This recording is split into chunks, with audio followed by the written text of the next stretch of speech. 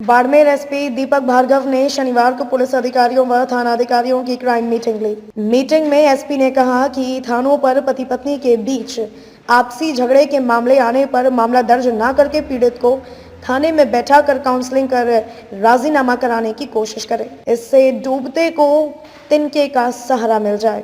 वहीं आटा साटा मामले में भी इस बात का ध्यान रखें कि किसी एक परिवार के बीच विवाद की वजह से दूसरे का परिवार नहीं टूटे।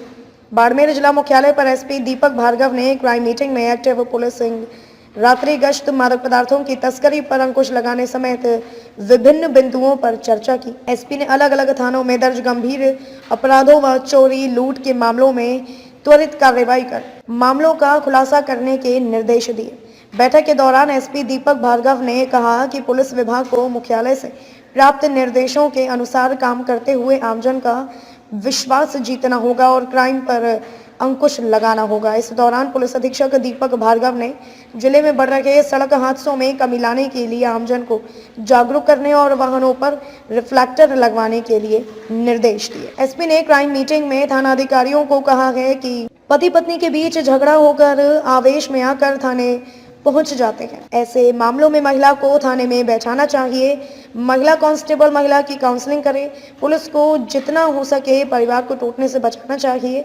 बीते वर्ष में महिला थाने में काउंसलर ने 17 परिवारों को टूटने से बचाया है। एसपी दीपक भार्गव ने क्राइम मीटिंग में कहा, जिले में आटा साटा केस भी सामने आए हैं। इसमें पुलिस की भूमिका महत्वपूर्ण हो जाती है।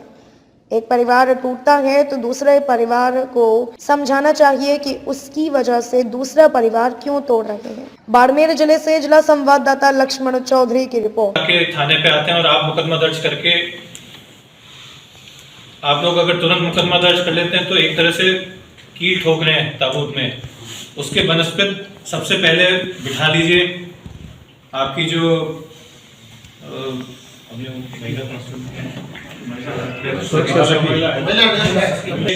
उनको बुला के उनसे काउंसलिंग करवा लीजिए। प्रथम दृष्टया पहली काउंसलिंग में अगर सॉल्व हो जाता है बहुत अच्छी बात है।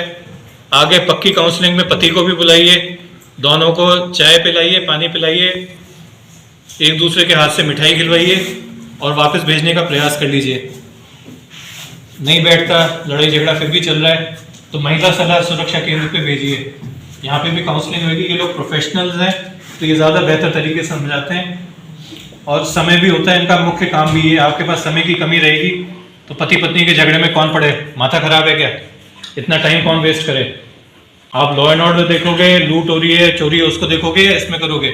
तो ज़्यादा आसान अपने लिए ये होता है इसको टरकाना या इसमें समय नहीं देना। आप मत दीजिए। अपनी जो महिला डेस्क कर्मचारी है वो इसी के लिए है, उसको इस काम पे लगाइए। जो अपनी सखी है उसको इस काम पे लगाइए और फाइनली महिला सलाह सुरक्षा केंद्र में इसको भेजिए। बिल्कुल टूटने के कगार पे हो जाए, पॉइंट ऑफ नो रिटर्न, अर्थात किसी भी सूरत में वापस नहीं आ सकते, तब जाके मुकदमा दर्ज करिए। तो अगर आटा टूटता है तो वो साटे को लेके डूबेगा, साटा टूटता तो आटे को लेके डूबेगा। अब इसमें ये समय आ गया है, इतनी चीजें, जमाना बदल गया है। एक परिवार टूट रहा है तो दूसरे की ऐसी तैसी क्यों की जाए? उसमें आप लोगों की भूमिका मुख्य हो जाती है। अपना केस ले लीजिए, अपना ही है। दो कांस्टेबल्स इनकी वाइफ सर। हाँ वाइफ। एक तो सर बाइतू का। तो जब वाइफ आई थी तो समझदार प्रतीत हुई और वो चाहती थी उनका परिवार नहीं टूटे, पति उनका वापस ले जाए, इसलिए वो काउंसलिंग के लिए महिला थाने भेजी है अभी। अगर वो परिवार टूटने से बच जाएगा तो कितनी अच्छी बात है। उसमें समस्या आटे साटे की आ रही है। अब उनको यही समझाना पड़ेगा, एक टूट रहा है तो भैया वो अपने आप भुगतेंगे, तुम दूसरे परिवार को क्यों तोड़ रहे हो उसकी वजह से। और स्पेशली पुलिस का मैटर है तो अपन को वैसे ही देखना पड़ेगा। नमस्कार, मैं हूं आरती माली। आप देख रहे हैं V124 न्यूज। चैनल को सब्सक्राइब करें और सबसे पहले खबर पाने के लिए घंटी के बटन को दबाएं।